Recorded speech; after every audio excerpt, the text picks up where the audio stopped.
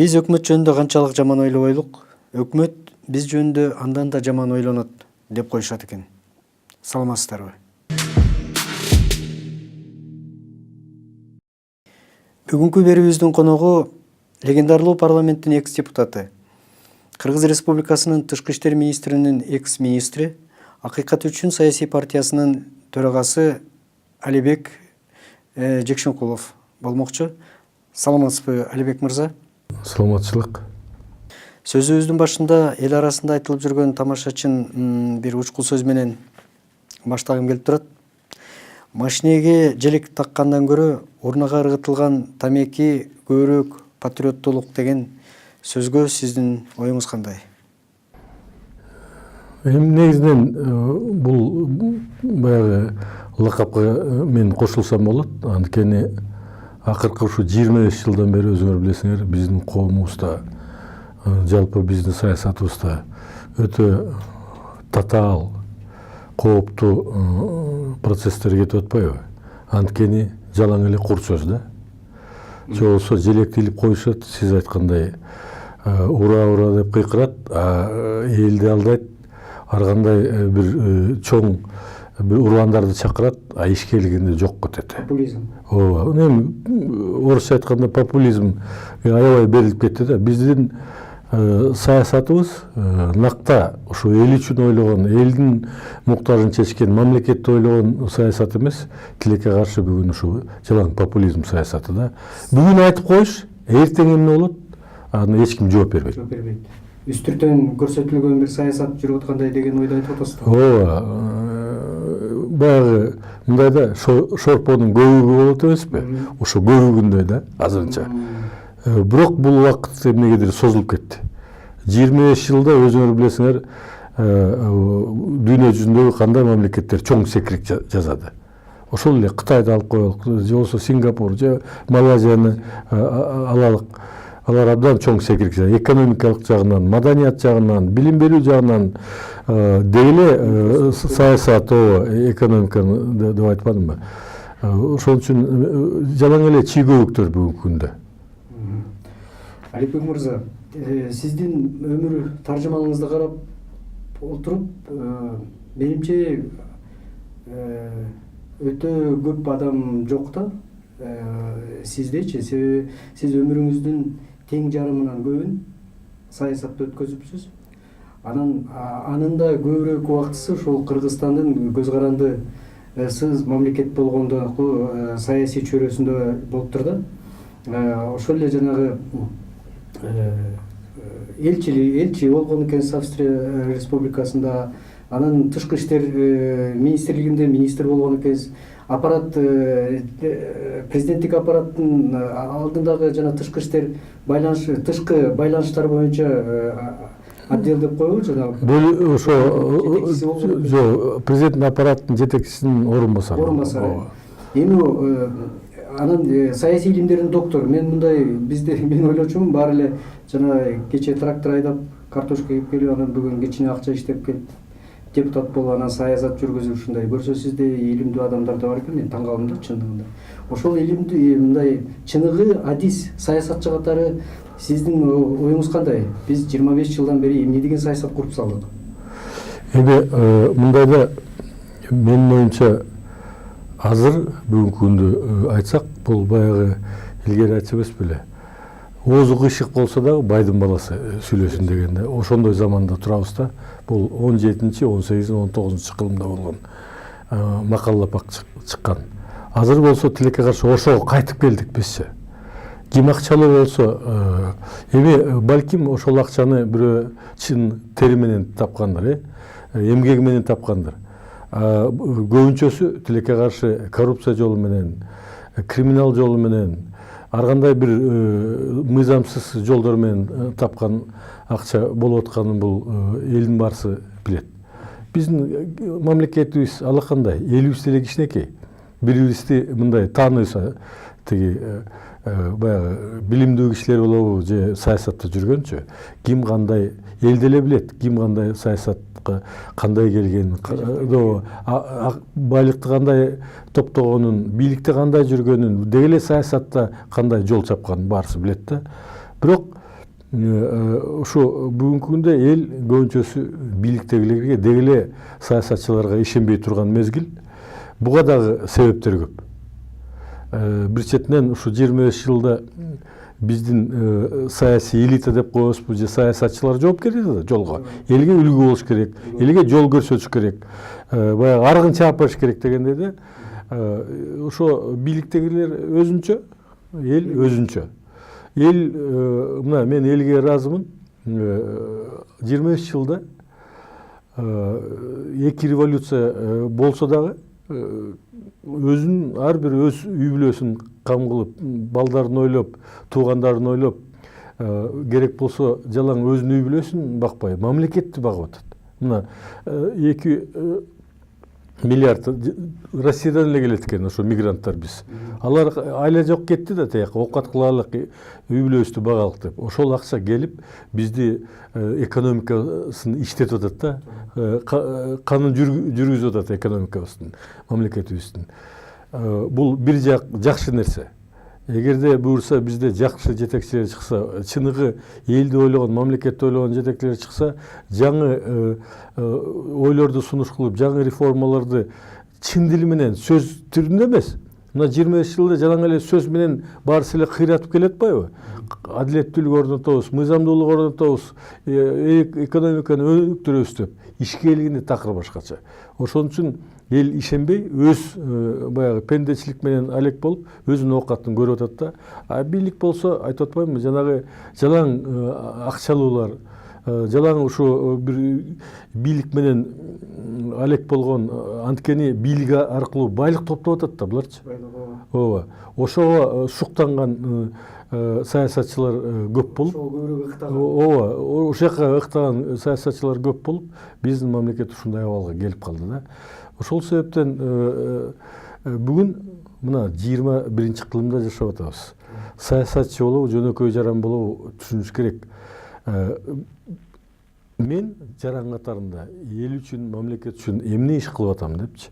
Эгер жана жайында чыккандар материалдар бар, семчкени тыштабай, ошол жерге түкүрбөй, же болбосо тамекини урнага тыштап ушундай иш кылса, бул дагы салым. Кичинекей болсо дагы тазалыкка, авириликке дегендей, намыстуулукка, уят деген сөз бар эмес беле кыргыз элинде. Ушундайга салым да кичинекей болсо дагы. А бизде эмне болот? Эчтеке болбойт деген. Ооба, мен элемин аны деп жүрө беришет эмеспи? Анан шайлоого келгенде добуштарын кээ бирлери сатат.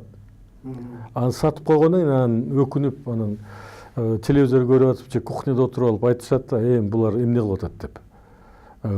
Албетте акча менен келген киши, акчага добушун сатып алган киши эмне кылат? Ошол акчаны актаганга аракет кылат. Кайра кайтып 10 эсе керек болсо көбөйтүп алганга аракет кылат. Ошол себептен биз жыл албай атабыз. Мен ойлойм 25 жылда биз туңгуюкта тургандай улам кайрылып бир эле процесстер кайталанып атат. Ошол эле жетекчилер мамлекетин, бир эле ошол эле коррупция, же болсо бир саясий топ болобу, же үй бүлөсү болобу, же жакын болобу, ошол эле бир процесстер болуп атпайбы? Бийликке келсе, мына өзүм билем, өтүгүмдү төргөй элем деген заман болуп, өтө тар дүйнөнү чоң карабай, өтө тар көрүнүштөр менен иштеп атышат да. Иштебей эле иштегендей көрүнүп атат. Ооба. Анткени иштесе биз мына баланча жылдан бери мындай реформаларды өткөздүк. Адилеттүү соттор болду. Тиги баланча фабрика курдум. Моунча жумушчу орун пайда болду. Моунча налог төлөп атат. Моундай деп айтыш керек да. Көрүнөт болчу да. Ар бир адам сезмек да. А бизде кайра тескери жакка кетип атат. Алипбек мырза, мунун себеби эмнеде деп ойлойсуз? Бизде саясий деңгээлибиз жетишпей атабы, же болбосо ушунчалык жанагындай орусча айтканда безразличие деп коебу, ушунчалык биздин саясатчылар аны кайдан алып атат? Биздин өзүбүздүн жок, мындай да, бул жерде эң негизги бүгүнкү күндө ошо мамлекетке, бийликке үмүтү үзгөндө көп эл үзүп койгондой көрүнөт да. Ошол себептен да, же болсо жаңы мына эсиңердеби, жаңы эгемендүү мамлекет болгондо немисилер жаш болушуңар керек. эл ушундай чоң бир үмүт менен, бир чоң күтүүлөр менен Акаев бийликке келгенде ушундай элдин духу көтөрүлүп, аябай жаңы сезимдер менен бир күтүп алганда эгемендүүлүктүчү. Эми өзүңөр билесиз, эгемендүүлүк өзүнөн өзү эле келип калды. Биз күрөшкөн эмеспиз. Ооба, чындыгындачы. Баягы Беловежский пушты 3 славян республикасы, Белоруссия, Россия, Украина үчөө чогулуп СССРди таратып алгандан бир кезде биз ошондо биз легендарный парламент болуп, биз таң калып эле эртең менен ойгонсок ушундай чечим болуп калды деген. Ооба. Ошол себептен мен оюмча үмүт үзүлгөндөй. Эгерде азыр үзүлүп калгандай. Үзүлүп калгандай көрүнүп атат да азырчы. Ошон үчүн жанагындай протесттерге чыкпай атышат элдер. Саясатчыларга ишенбейт. Керек болсо бүгүн тилекке каршы ушундай заман келди, эл адам бири-бирине ишенбейт да. Ооба, бири-бирине ишенбейт. Анткени чыккынчылык, саткынчылык, ушундай эки жүздүүлүк, ооба, эки сүйлөгөн, калп айткан, алдаган ушундай комузда аябай өнүгүп өсүп кетпедиби? Анткени бизде идеология жок да. Идеология жок үчүн ушул нерсе аябай өсүп кетти. Анан мисалы ошол эле дин маселесин алгычы. Мына карасаңар, динде мусулмандардын дагы 2-3 бөлүнөт билесиңер. Христиандар, буддисттер, сектанттар толуп кетти. Биздечи башаламан. Коомдо ошондой башаламандыкты эми биздин жанагы кээ бир кишилер айтабыз, бизде мындай сиз айткандай акылдуу, билимдүү, ичи абийири бар кишилер жокко кетти дегенде мен алар менен макул эмесмин да. Бизде көп. Анткени биздин улутубуз өзгөчө улут деп эсептейм. Анткени мына мен ушул дипломатияда иштеп жүргөнү 100ге жакын мамлекетте бардым. Биздикиндей аба, биздикиндей суу, биздикиндей тоолор деги эле биздин каада салттарыбыздай мен көрө албадым да, түшүнө албадым. Бир чет мындай мааниси окшогондор бар, бирок ушунчалык терең, ушунчалык мындай адамдын тиги духуна, адамдын рухуна таасир эткөн эмелер жок да. Мындай каада салттар. Ооба. Мисалы ошол эле Японияны алып, синтоизм маселеси же болсо ошол эле самурайдын идеологиясы менен таянып, мына эң алдыңкы дүйнөдөгү 5 мамлекетке кирет, билесиңер, Япония. Ооба. Анан экономика жагынан алып алайык, бардык жагынан кирет да. Алар бир кезде мына Нагасаки жана Хиросимага ядерный бомба таштагандан кийин тыйпылы чыгып калган да бул улуттунчу. Ошондо япондор намыстанып, кайра ошо илгерки байыркы замандын баалуулуктарын өйдө алып чыгып, ошол эле кезде технология, жаңы технология, илим, билимге таянып, улуттук абийири, улуттун намысына, улуттун жанагындай тиги баалуулуктарга таянып туранын кризистен чыгып, азыр дүйнөдө эң бай, эң бир таасирдүү мамлекеттердин бири. Мына батыш мамлекеттери бул индивидуализм деп коет, билесиңер да. Тиги жеке өзүнүн адамдын жашоосу деп коет. А биздин кыргыз эл байыркы эл болгондон кийин канча миң жылдан бери биз сакталып келатабыз, бул ушу коллективизм же болсо бир коом бири-бирин сактаган, бири-бирини колдогон, бири-бирини бир уруушчулукка таянып ушундай келбеди беле. Азыр болсо ошо менин оюмча жанагындай өзүм билемдик жанагы индивидуализм менен общественный сознаниясы мындай айкалыш элек да. Айкалышпай ушундай күрөш болуп атат. Кээ бирлер билесиңер, мына мен бир нерсени мисалдарды айтып коеюн. Мына могул Дача сууда болгон кырсыктар, аламат окуялар. Ошол жерде бийликке караганда жөнөкөй жарандар өздөрү уюшулуп, өздөрү ушунчалык мен сыймыктандым, боорукерлигин көрсөтүп, намыстуулугун көрсөтүп, ишмерлигин көрсөтүп, жардам берип, канча акча чогултуп, кандай бир мээримдүүлүк акциялар жасады, туурабы? Бул чоң көрсөткүч да. Чынына келгенде элдин пейилинин пейили мен ойлойм пейили оңолуп келатат депчи. Мына бир кандай бир ылдый басымдуулук болуп анан кайра оңолуп келатат. Анткени коом бышып баратат да биз маданий жагынан тиги саясат жагынан бышып бараткандай көрүнөт азырчы. Анткени ошол адамдар ой жүгүртсө баары бир адам болуп андан кийин коом болуп коом анан чечиш керек да. А бизде андай болбой атат, андай механизмдер иштебей атат. Канча мына бийликте болуп аткан терс окуяларга бир маалымат чыгат, анан кийин эл сиңирип алгандай көрүнөт атпайбы? Менин оюмча ошонун баарысы элге тарбия болуп атат да. Бийликтегилерге тарбия эмес, элге тарбия болуп атат. Ооба. Анткени мындай карапайым адам менен мен тияк бияка көп чыгам да. Анан ошол жерде сүйлөшүп калсаң, бардык процесстерди түшүнөт, чечмелеп берет. Биз билебиз тигиндей, тигинтип айтты, мынтип айтты, ал моундай, тигиндей, мындай депчи. Көз салып турат. Көз салып турат. Бирок азырынча көз салгандан кийин бирок эме болду, мындай кыймыл боло элек да. Чечим боло элек, кыймыл боло элек да. Эки жолку революцияны эмне деп атайбыз? Бул элдин революциясы эмеспи? Жок, эми бул элиталардын революциясы. Бийликтин. Ооба, бири-бирин алмаштыруу. Накта элдик революция болсо, анда коомдо өзгөрүүлөр болмок да.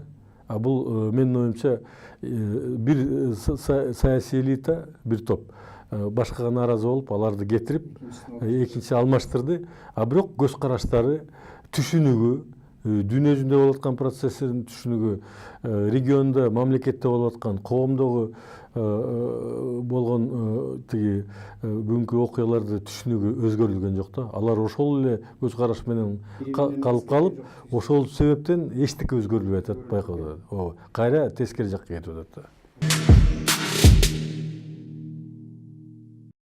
Аликбек мырза, сиз азыр абдан жакшы сөз баштадыңыз. Мен ушул жөнүндө сурайын деп турдум эле, жана улуттук өзгөчөлүк, улуттук кызыкчылык деген боюнча азыр Япония мамлекетин мисал кылып, абдан жакшы мисал кылып айттыңыз да. Тиги жанагы Нагасаки, Хиросимадагы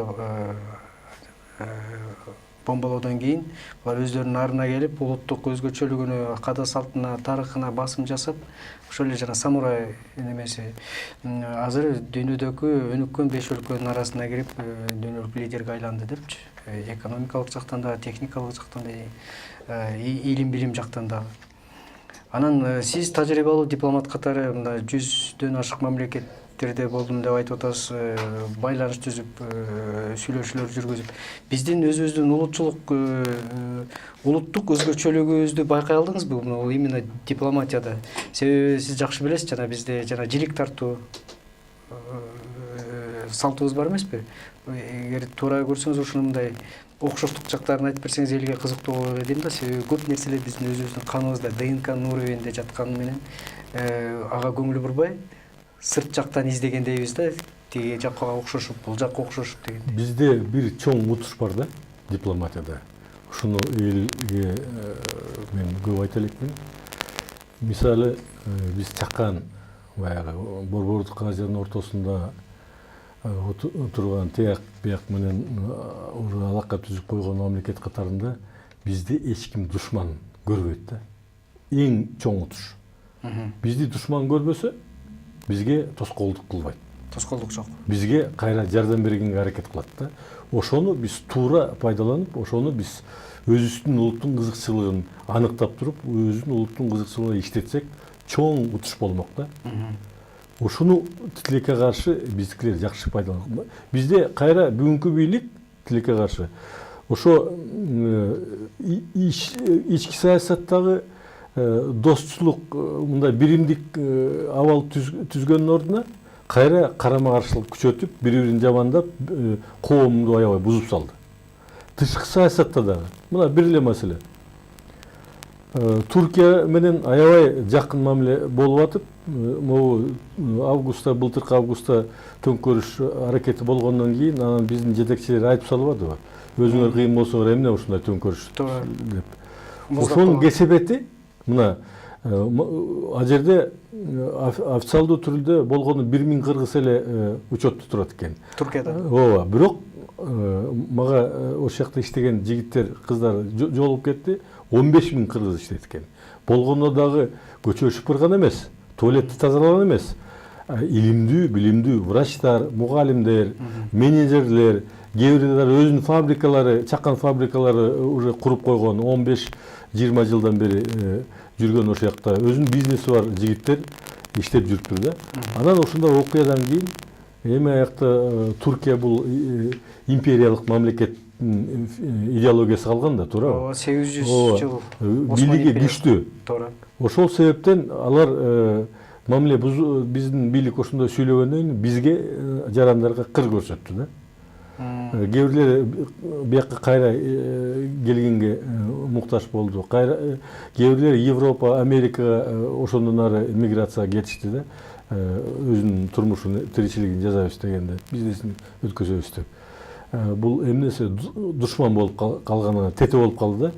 Ошол себептен мен айтат элем, биз эч кимди душман кылбашыбыз керек тышкы саясатта. Бул эң негизги. Анткени алар бизди душман катарында көрбөйт. Мисалы биз бүгүнкү күндө бирөө менен согушабыз деген ниетибиз жок да, туурабы? Туура. Философиябыз дагы жондук. Биздин негизи түзүлүшүбүз аны эме мүмкүнчүлүк дагы жок, ачык айтканда. Мүмкүнчүлүк да жок, чынында. Туура. Ошол себептен бизди баарыбызды талдаса, чоң мамлекет болобу, кичинекей мамлекет болобу, бизди жакшы маана менен карат да. Биринчи себеп. Экинчи себеп эми биздин тарыхыбызды, биздин каада салтыбызды, бүгүнкү абалыбызды, элдин рухун алар дагы мындай маалымат бар и баалайт. Мисалы Казакстанда же болбосо Россияда менин досторум көп да, билесиңер. Алар менен баарлашканда, о кыргыздар деп, баягы 2 революциядан кийин өзгөчө мамиле кылып калышкан да. Сыйлапчы. Булардын духу күчтүү, кыргыздар тудасып. Акыркы жылдары байкасаңар, карама мындай биздин спортсмендер дагы жеке-жеке согуштарда эч ким мамлекет колдобосо дагы озуп мындай көп алдыга чыккан эмелер, мисалдар көп болот атпайбы?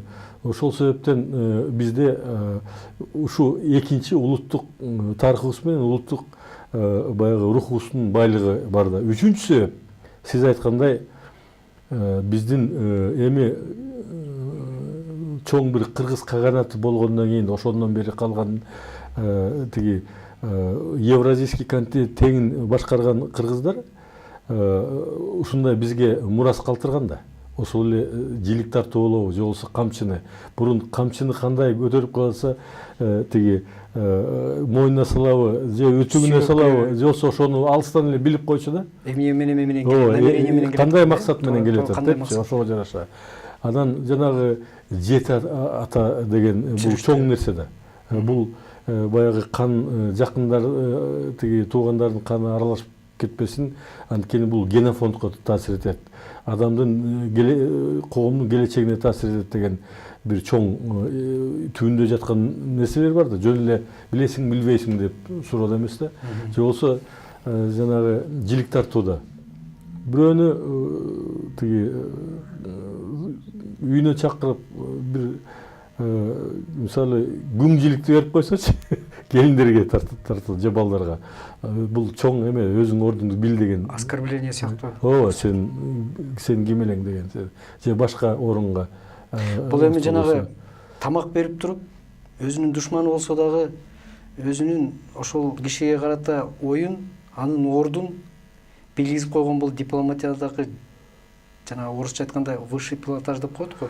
Эми албетте мындай да дипломатия жанагы бул эми кандай деп айтсам, бир өзүнчө бир айсберг да бул. Айсберг баарыбыз түшүнөбүз го, муздун үстү жагынан эле көрүнөт.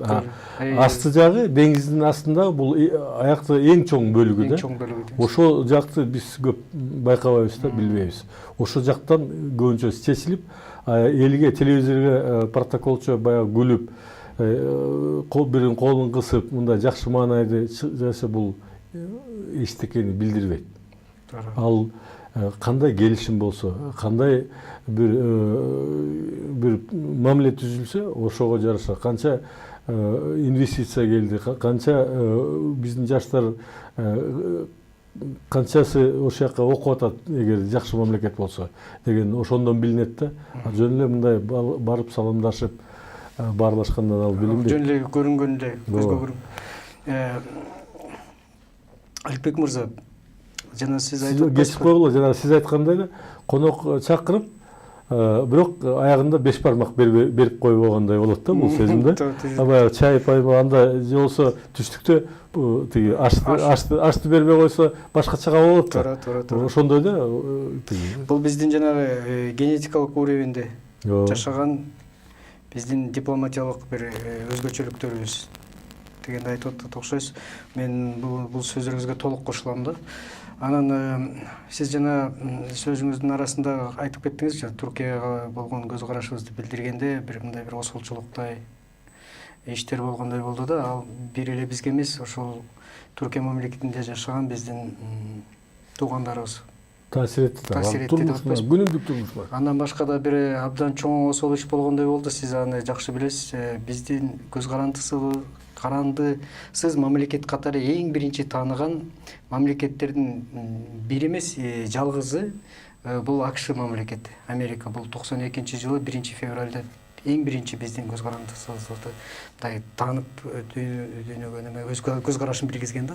Биз ошол Америка мамлекетине былтыр болуш керек эле, по-моему, премьер-министрдин деңгээлинде бир өз ара байланыштарды үзгөн бир неме жөнөткөндөй болдук да.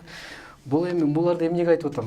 Ушундай азыркы убакта, азыркы бийликтин убагында биздин жана өзүбүз менен өзүбүз жанагы орусча айтканда вариться в собственном соку деп өзүбүз менен өзүбүз интрига менен алаксып атканда бизди курчап турган геосаясат деп коебуз, бул чоң жана глобалдуу.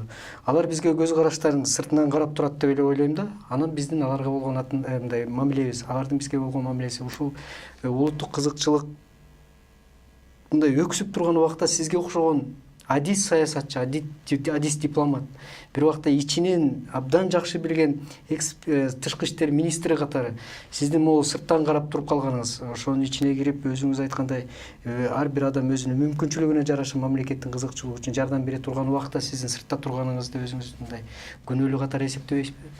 Жок, мындай да биздин жаңы тарыхыбызда ар кандай мезгилдер болуп атпайбы?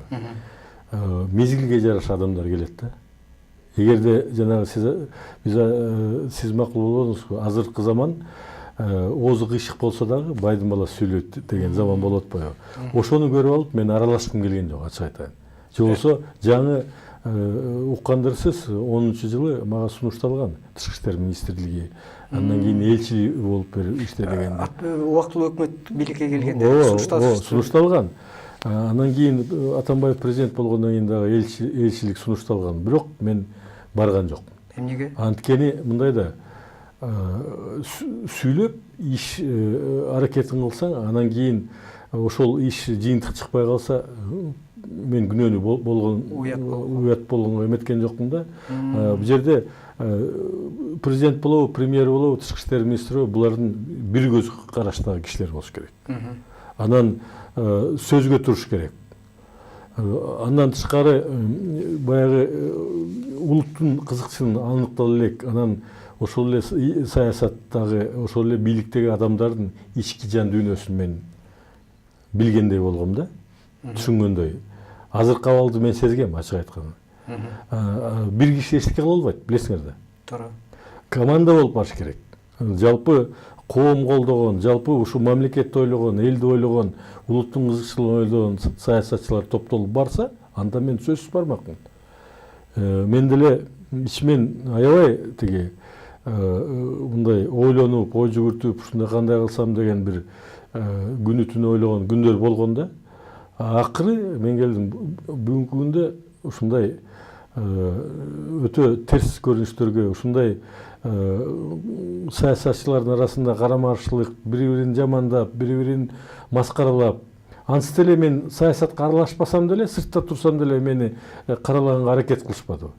Эмне себептен? Булар ушу биз эң акылдуубуз, Биз баарын билебиз, биз эң тазабыз, биз элди ойлойбуз, башка киши жок. Бар болсо дагы булар ушундай тиги туура эмес жүргөн адамдар деген. Эл көзүнө каралоо ниетинде жазышты да. Бирок бийликтери бир нерсени түшүнгөн жок. Бул баягы эмеде да үрөөн да. Ошол маалымат үрөөн катарында элге тыштады. Ал үрөөн өскөндөн кийин бийликке тескери таасир этет. Көлөкөсүн түшүрө баштады. Көлөкөсүн эмес, таасир этет. Түздөн түз тийгизет. Анткени болуп туруп сен мындай да биринчи эгер бекер жазылбайт да Куранда. Эч кимди жамандаба депчи. Жаман айтпа деп. Эгер сен жамандасаң айтат, сен ким элең деген суроо пайда болот да. Бүгүнкү күндө коомдо дагы буларга кайтып, азыр булар ким деген суроо пайда болду. Байкадыңарбы силер? Азыр элде кайсы жерге барасың? Булар эмне болуп атат? Булар ким? Эмне үчүн ушундай абалга жеттик? Эмне үчүн булар канчага чейин ушинтип жүрө беришет деген көп суроолор пайда болуп атат да.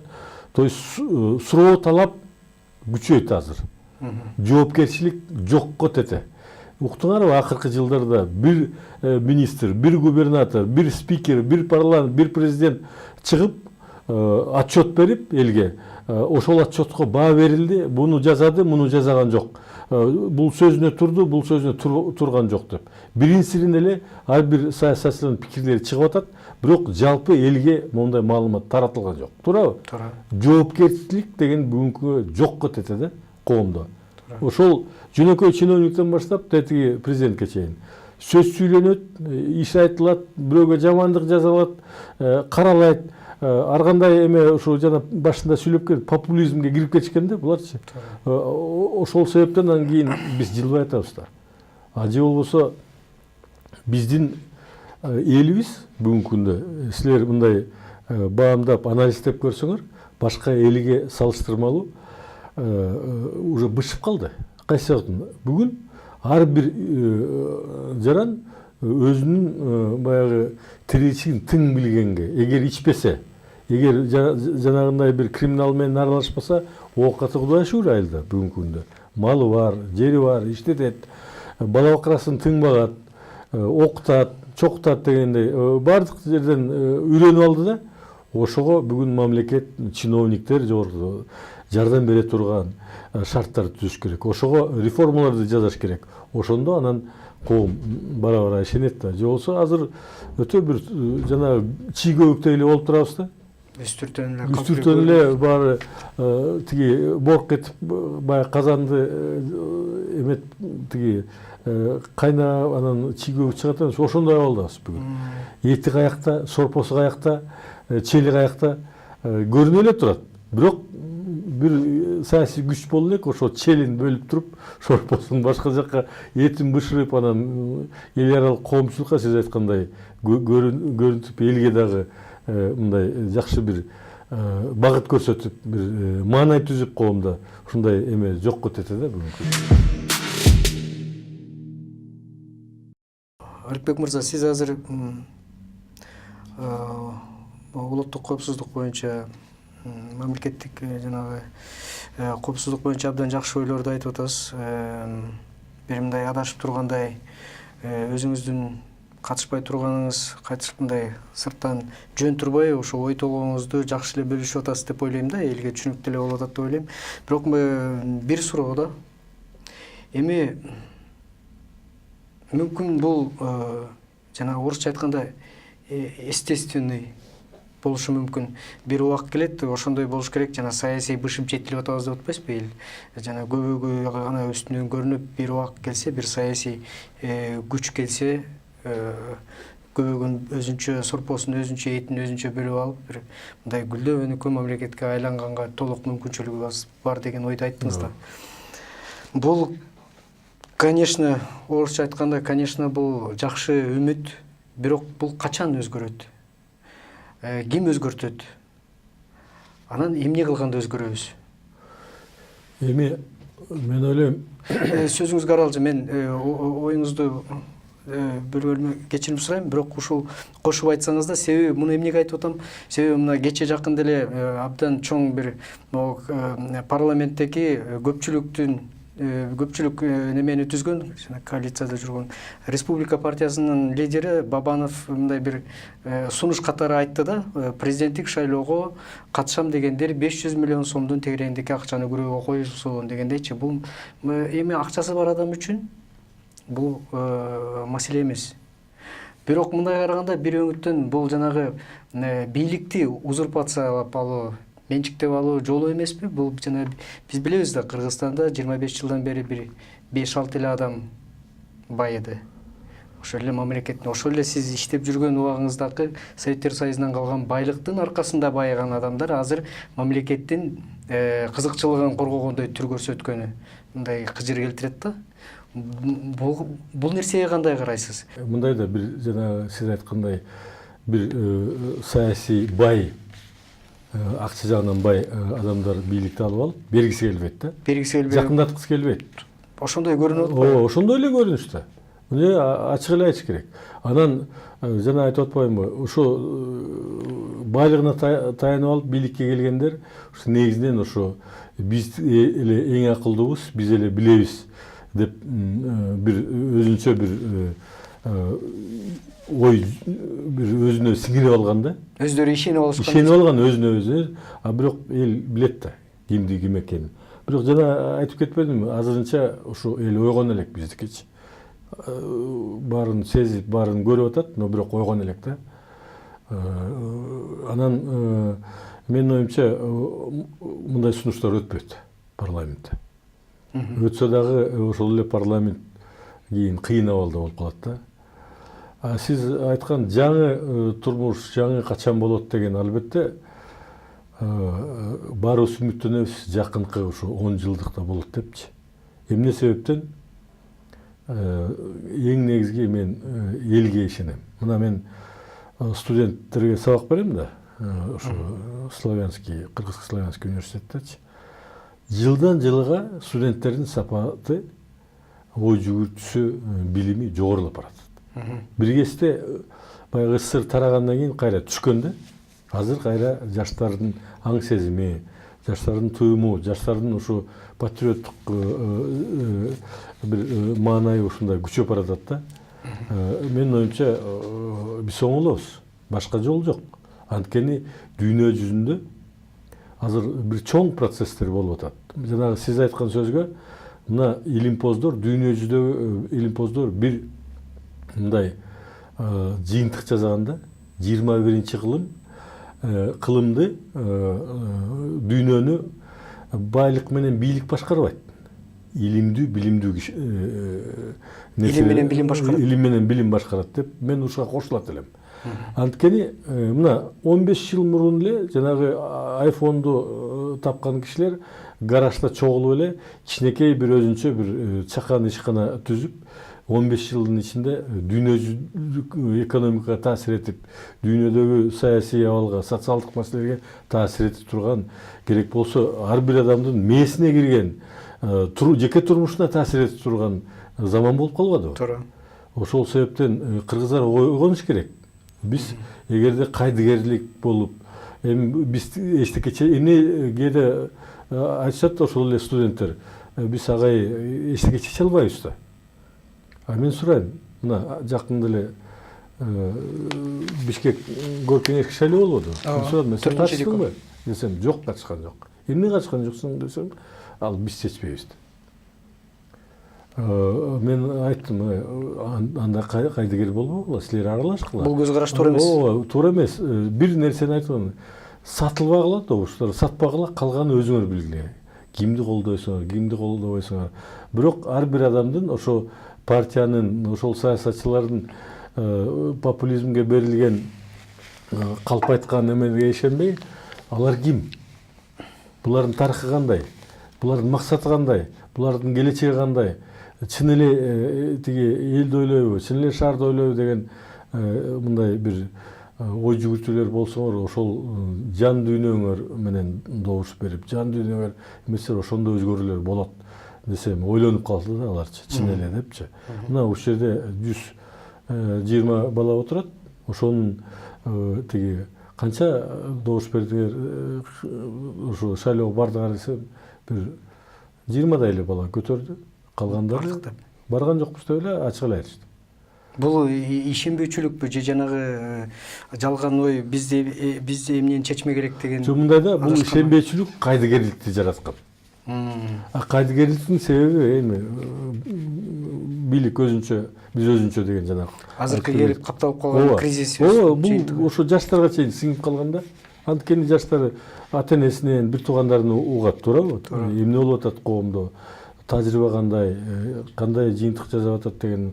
Эми азыр мурун болсо баягы бизде мындай совет доорунда маданият жок болсо да, үй бүлөдө пикир алмашуу, балдарды мындай жан дүйнөсүн тартып, жанагындай синий кит деген тиги бир оюндар чыкпадыбы? Бул эмне себептен чыгат?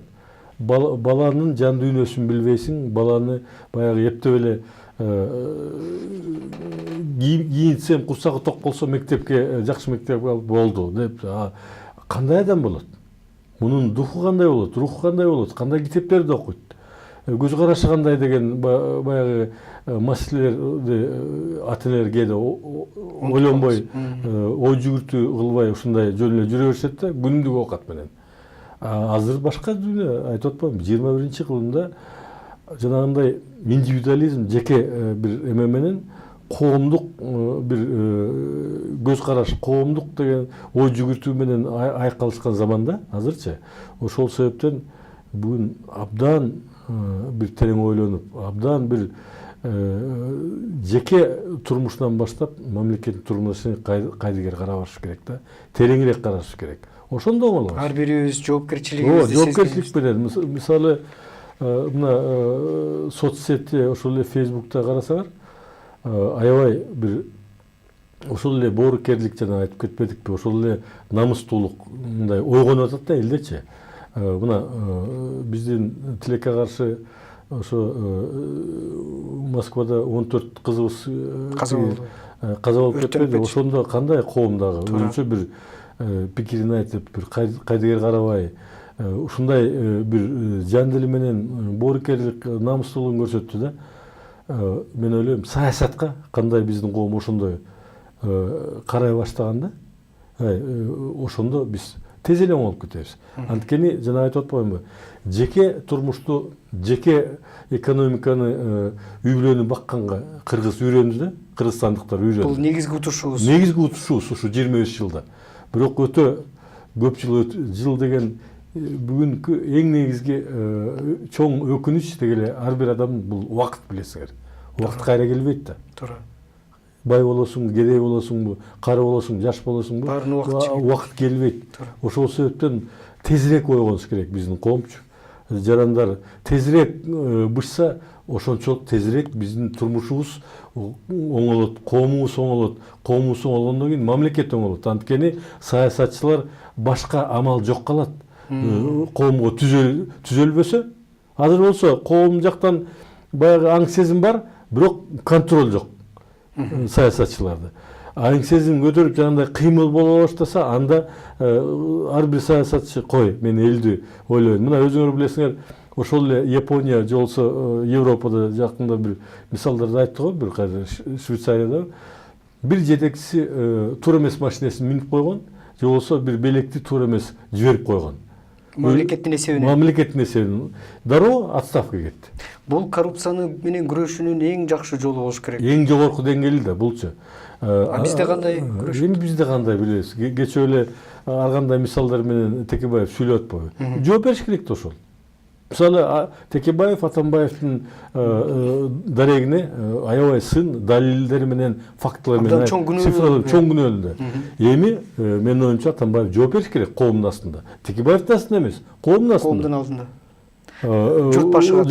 Журт башы болгондон кийин жооп бериш керек. Эгер жөнөкөй киши же баягы башка деңгээлдеги саясатчы мен унчукмак эмесмин.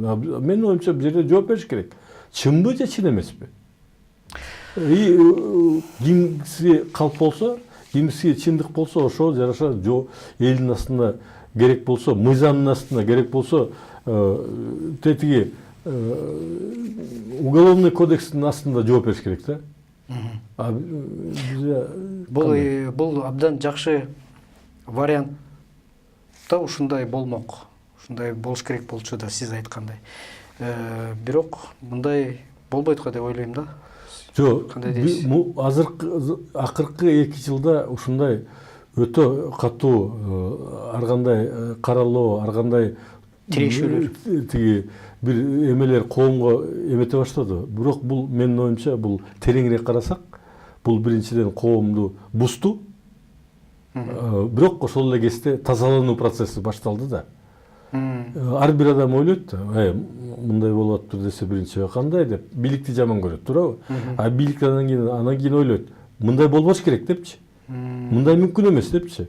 Анан бара анан баа берип ошого жооп берет. Менин оюмча азыркы коррупцияга аралашкан адамдар эртели кеч жооп берет. Азыр бийликте болуп турганда жооп бербесе, кеткенден кийин жооп берет. Тарых алдында жооп берет. Тарых алдында жооп берет. Түбөлүк эчтеке жок, билесиңер. Туура.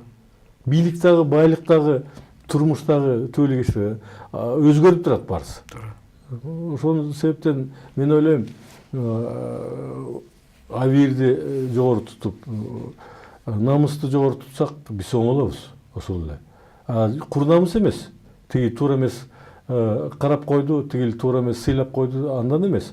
Ошо баягы коомго кандай таасир этти, элге кандай таасир этти деп. Ар бир азыр саясатчылар каалабайбы мындай эл менен эсептешкенге аракет кылып атат. Түр көрсөтүп атат. Кээде туура айтып атат, түр эле көрсөтөт. Мындай келгенде мына ошол дача суудагы учактын грузу кимге тиешелүү деп аягына чейин жымсалдап коет, туурабы? Бүгүнкү күнгө чейин дайын. Мен Фейсбукта жаздым эле, ошону сиз уктуңарбы же уктуган жоксузбу? Ал деген жооп Гонконгдо жатат. Гонконгдун аэропортунан маалымат Бул эң алыш керек депчи. түз жолу. Ошол жерден маалымат запрос кылса эгер бийлик, кайсы канча тонна кетти, кимге таандык, ал жерде баягы накладной деген болот да, счет фактура деген болот. Ошол жерде жазылган да. Бул сиз бизди мында жымсалдап эл билбесин деп жашырып койду. Бул эми бийлик тарабынан элди келесөө ойлогондой түр да. Чын-чынына келгенде эл арасында сизге окшогон билимдүү адамдар бар да. Көп. Кандай жол менен туура информация. Азыр коомдочу билимдүү адамдар көп. Просто алар баягы азыркы чийгөбүктөргө аралашкысы келбейт. Ооба, ошон үчүн сыртынан байкап, баарын баамдап турат. Туура айтасыз. Аликбек мырза, дагы сиз могул саясий илимдерден башка могул жер ресурстарын иштетүү боюнча дагы бир топ эмгектериңиз бар, ойлоруңуз бар, тажрыйбаңыз бар дегенде, биз канчалык деңгээлде Кыргызстан тоолуу өлкө, 95% тоо аймагында турган, Советтер Союзунун маалында айыл чарбага басым жасаган республика болгонубузга карабай, азыр негедир биз жакында эле кошулган таможенный союз, жанагы бирдиктүү экономикалык союз деп коебузбу, эмне деп коебуз, элдин үмүтү башкачараак болчу, а иш жүзүндө мындай башкача чыгып калгандай да. Бул элдин даяр эместиги же биздин өкмөттүн туура эмес ойлонуштурбай жасаган жумушу болуп калды? Мен бул жерде бул маселе абдан бүгүнкү күндө орчундуу маселе да. Деги эле Евразес бул биздин улуттун кызыкчылыгы үчүн абдан керектүү уюм да. Керектүү деп ойлойсуз? Керектүү. Анткени бул азыркы болуп аткан экономикалык абал бул Евразестин күнөөсү эмес. Биздеки абал да. Ооба, биздеки бул бийликтин күнөөсү толугу менен. Эмне себептен? Мына санап берейин. Канча фабрика, канча заводдор курулду акыркы 6 жылда? Эч кандай курулган жок. Жок, ошону эмне Евразес тиги Курперге курганга эмне жол тосту. Мына 21 миллиард бюджеттин дефицити. Аны ошону Евразес жасадыбы?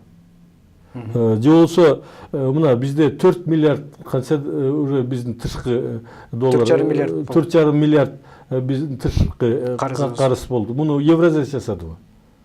Же болсо жанагындай контрабанда деп атабыз. Муну Евразес жасадыбы? Наркотрафик. Ушундай маселелерди карасаңар тереңирээк. эң негизги албетте бир кандай дүйнөлүк саясат жанагындай санкция саясаты бир тиги андай болду да. Бирок негизги ошо биздин бүгүнкү экономикалык абал түп тамыры менен азыркы бийлик жоопту да, эң негизги. Бул мына Евразиясте биздин өкүлдөрүбүз бар. Сиз уктуңар, ошолор бир маселени орчунду көтөрдү, ушундай маселени көтөрдү деп. Кызыкчылык үчүн. Ооба, биздин улуттун кызыкчылыгы үчүн. Же болсо жанагы ойлоп көрүңүз, Россия, Казакстан акча бериптир да жанагы лаборатория, вет лабораторияга, вет санитарный лаборатория курулган жок. Акча берилди, бирок курулган жок. Ооба, курулган жок. Ким күнөөлүү бугачы? Евразия күнөөлүү. Албетте биз. Албетте биз өзүбүз күнөөлүүбүз. Анан мындай да, ошо Евразияга киргенде биздин бийлик алма буш оозума түш деген саясат өткөздү да. Азыркы 21-кылымда бул мамлекеттин арасында Евразияга кирсек дагы ар бир мамлекеттин өзүнүн кызыкчылыгы болот. Ага таарынбаш керек, ага таң калбаш керек. Биз дагы өзүбүздүн улуттун кызыкчылыгын көздөп, аракет кылып, жанталашып, чуркап, күрөшүп ушундай аракет кылсак, ошондо бизди сыйлайт да. Башка мамлекеттер дагы биз менен дагы эсептешет. Кой, кыргыз мамлекетине мындай мамиле жасабайлык депчи. А эгер мына сиз айыл чарба маселесин көтөрүп кеттиңер. Эң туура көтөрдүңөр да. Мына биздин эксперттер айтып атат, 17 000 тонна эт кириптир. Башка мамлекеттер Кыргызстанга. 17 000 тонна. Ооба, ал кайка эт кетти. Кайка этти? Биз эт жакшы көрөбүз да, эт. Жок, анда биз кыргыздын этин жебей ошо башка тетиги Индиядан, тиги Бразилиядан келген же болсо Кытайдан келген этти жеп атабыз. А биздин мал кайка ийди? Туура. Эгер Евразияга биз аларды киргизе албайсак, туурабы? Туура. Мына контрабанданын учугу эле ошо каякта жатат. Биз мына биз айтабыз аграрный мамлекет, биздин жерибиз, жер жемишибиз аябай мыкты, туура. Мына Европа, Америкада көп жүрдүм да менчи. Монда жыты, кооз алма, биздикиндей жыттуу алмалар жок. Биздикиндей ширеси жок. Же болсо эттин сапаты жок да мындай дүйнө жүзүндө. Мен сыртка чыкканда балык менен эле чөп чаржайын. Ичке киргенде эле кыргыздын эти кадимкидей сагынасың. Туура. Кеп ошондо да ошол эт каяка кетип атат. Эмне үчүн биз агрардык мамлекет, бизнес шарттары болуп туруп, башка мамлекетке эт алып келип биздин кыргыздарга Кытайдан чыккан этпи же башкадан жедиребиз. Эми уктуңар беле, 1-2 жыл менен тиги мамлекетте башка Индиядан алып келиптир ошо этти. 2 жыл мурун. Таң каласың просто. Көбүнчөсү контрабанда. Бул мамлекеттин, өкмөттүн чалпоолугу да, Албетте. Бийликтин чалпоолугу, мамлекеттин жетекчилеринин чалпоолугу, өкмөттүн чалпоолугу. Булар чабалдыгынан эл айтып атпаймынбы, өзүнүн лидери болгондон кийин жол көрсөтүш керек да. Мына бүгүнкү күндө сиз ушу цифраларды уктуңарбы? Мына Кыргызстан баланча эт чыгарат, баланча жер жемиш чыгарат, баланча тышка чыгат, баланчасы ички баягы керектиге жарайт деген. Менимче мындай эсепти эч ким жүргүзө элек. Маалымат жок, анткени иш жок да. Иши жок. Иши жок алардын. Эмне болуп атат? Кайсы этти жеп атат? Ден соолугу кандай? А керек болсо биз жанагындай сапаты ылдый арзан эттерди алып келип биздин мамлекетке биздин келечегибизди, жаштардын жанагындай тиги колбаса жасатып, жанагындай бир болбогон тамактарды жасатып, аларды бузуп атабыз да. Бир синтетический добавкалар менен, билесиңер жанагындай кандай химия жолук менен. Ошол эле Кытайдан жана күрүчтөр, пластмассага окшогон күрүчтөр келип аткан, жумурткалардын келип аткан, алма өрүктүн, сиз айткандай жана, например, көлдүн алмасы менен Кытайдын эң кооз деген алмасын салыштырып болбойт. Жесең кесик жегенде биздики ошол эле тиги Кадамжайдын алмасы, көлдүн алмасы, таластын алмасы, укмуштар. Нарындын картошкасы. Туура айтасыз. Мунун баарысын салыштырсак, бул мындай да, биз өтө сапаттуу, жакшы жашаганга тиги шартыбыз бар да. Экологиялык таза. Экологиялык таза, дүйнөлүк биз экспорттогон шартыбыз бар. Мына акыркы күндөрдө бир эле мисал сизге айтып берейин. Аргентина менен Бразилияда торпокту жарым жылдын ичинде 1 тонна 200ге чейин жеткизет экен. Чоңойтот экен. Биздики 200 килограмм чыкса сүйүнөт, туурабы? Туура. Эми ошол технологияны бияка алып келсе болот беле? Мына болуп тур. Мурунку бийликти айтпай эле коелук. Акыркы 5-6 жылда технологияны алып келип, дыйкандарды үйрөтүп, ошол эле чөптү жейт, ошол эле тиги жемди жейт. Эмгекте эле ошондой. Таң атпай турат, кышында айдайт, жайында айдайт, жайлоого алып барат, ошондой эле эмгек. А бирок болуп тур 1 тонна 200 болбосун. Ну хотя бы 2 эсе продуктивность деп коет. Ошол малдын чоңойтконго шарттар бар да. Туура. Жазабайт аны. Же болбосо 1 гектардан канча түшүм алабыз деп айтылат, а жаңы технология менен ошо мурун 20-30 центнер болсо, азыр 30-40 алганга мүмкүнчүлүктөр бар. Мына люцерна деп коет, ошол люцернанын тиги семенасын Россия муктаж. Европадан алтынга алып келишет аларчы. Биз бияктан өстүрүп туруп, ошол эле кызылчанын семенасын сатсак болот беле? Өзүнчө бир мындайда жан дили менен, чын жүрөгү менен, илимди эске алып, жергиликтүү шарттарды эске алып, элдин маанайын эске алып туруп бир иш жасаш керек да. А жөн эле баягы айтып коюшат, мондай кылабыз дегендебиз, ошол сөз кала берет. Жерди таратып коюшту, колхоз совхоздорду таратты. Керек беле ошол? Менин оюмча 50-50 да бул жердечи. Кээде сактап калыш керек болчу. Мамлекеттин пайдасына түшө турган учрежденияларды сактап калыш керек. Бул туура эле болуш керек болчу да. Себеби сиз айткандай азыр мамлекетке бирдемке десең бизде акча жок деп айтат. А себеби акча түшүрө турган жол жок. Жок, мындай да аларды жеке менчикке өткөзгөн туура. Жеке менчик саясаты негизи туура. Негизи бул баягы адам деген адам да, меники деген бул чоң нерсе да. Бирок ошол кандай деңгээлде биз өттүк да. Акаевдин убагында биз жеке менчик мына постсоветтик мамлекеттердин ичинен эң биринчи болуп ушул немеге өткөн республикабызда. Бирок ошол кандай деңгээлде мындай туура колдоно алып атабыз? Себеби өзүңүз билесиз, ар бир революция болгон сайын рейдерлик бирөөнүн менчигин, бирөөнүн буюмун тартып алуу, бизнесин тартып алуу мисалдар чыгып калып атпайбы? Ошол эле жана Вечерный Бишкек басмаканасы, же болбосо могу азыр мына абдан чоң чугууна айланып аткан Мегаком деп коелук. Эми аны сиз абдан жакшы билесиз. Бул канчалык деңгээлде биз туура колдонуп атабыз? Бул жерде мындай да Мегакомго окшогон, Кумтөргө окшогон бир чоң тиги мекемелерди бул мамлекеттин кызыкчылыгына иштеген мекемелер болуш керек менен. Болуш керек болчу. Ошол эле энергетика маселеси. Мындай мисалдар дүйнө жүзүндө толтура. Ошол эле Европада болобу, Америкада.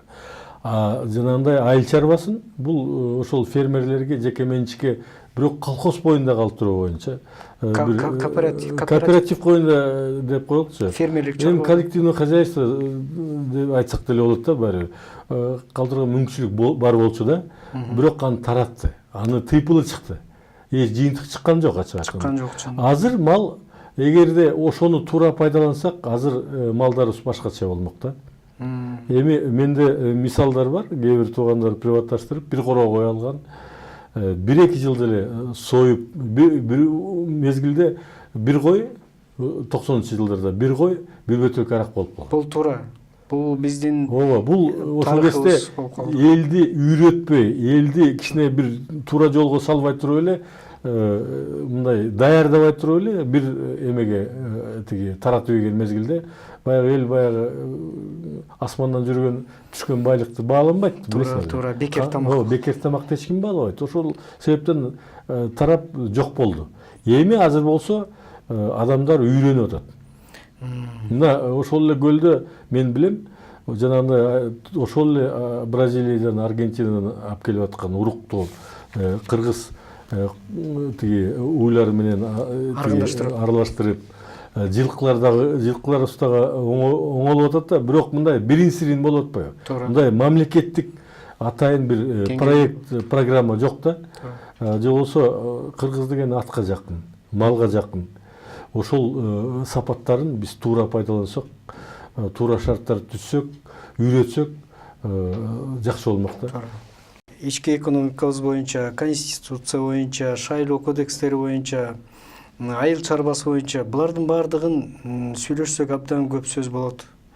Ансыз деле абдан көп сөз болуп, көп айтылды, көп ойлор айтылды, көп сындар айтылды, көп жооптор, бирок бизде негизги жоопкерчилик болбосо, анан сиз айткандай ар бирибиздин жоопкерчилигибизди сезип, моюнга алып, кайдыгерлигибизди жоготпосок, ар бирибиздин өнүктүрсөк, анан ар бирибиздин жасаган жумушубуз мүмкүнчүлүгүбүзгө жараша. Бул биздин өзү жалпы мамлекетибиздин кызыкчылыгыбыз үчүн, өнүгүп өсүү үчүн, анан бери жалпы могул жер планетасында башка улуттарга салыштырмалуу кыргыз деген улуттун, кыргыз деген өлкөнүн сакталып турушу жана идентификация деп коебу, таасир берерин сезбесек, биз ичибиздеки айтылган кандай көйгөй болбосун сүйлөгөн менен бекер сөздөй сезилип атат да. Кандай дейсиз ушуга? Туура. Анан бир маселени билиш керек, кыргыз элим. Кыргызстандын тагдырын кыргыздар чечиш керек. Бул улутчулдук эмес. Бул дүйнө жүзүнүн тажрыйбасы да. Эч ким бизге келип, биздин мамлекетибизди оңдоп бербейт. Биздин экономикабызды өндүрбөйт. Биздин билим берүү системасы оңобойт.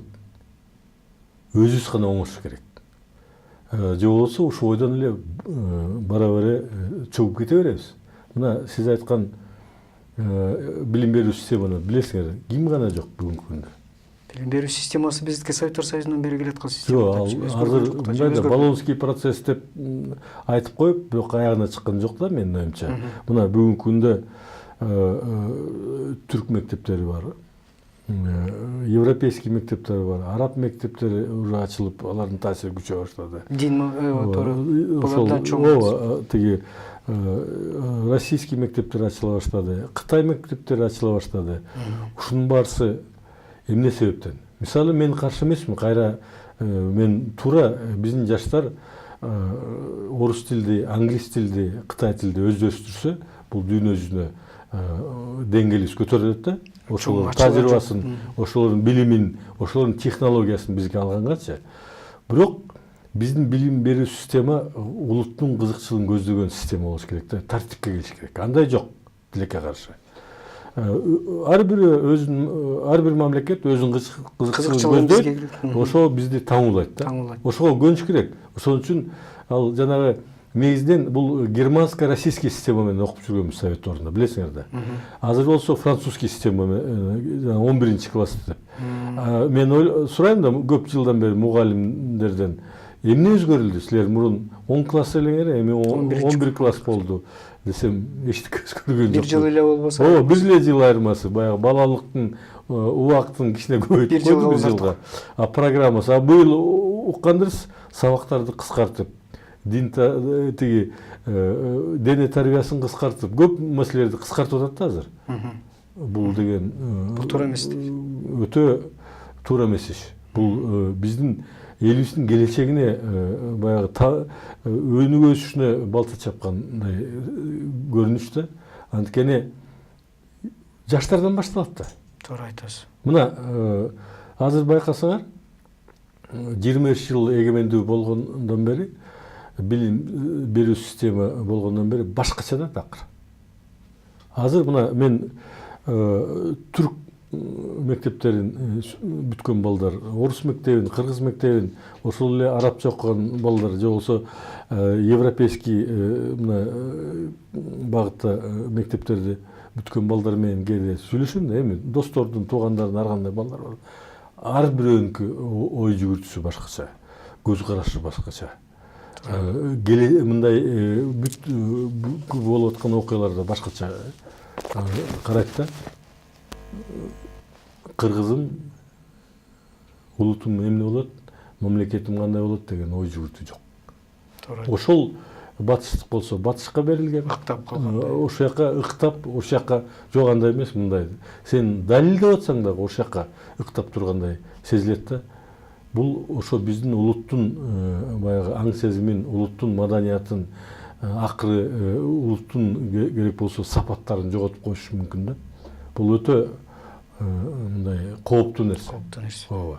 Эң негизги улуттун кызыкчылыктын бири биринчи ошо тышкы жана ички коопсуздук, экинчи экономикалык өнүгүү, үчүнчү ошо маданият менен билим берүү системасы бир нукка салыш керек да, улуттун кызыкчылыгын көздөбөн. Ошондо биз оңолобуз.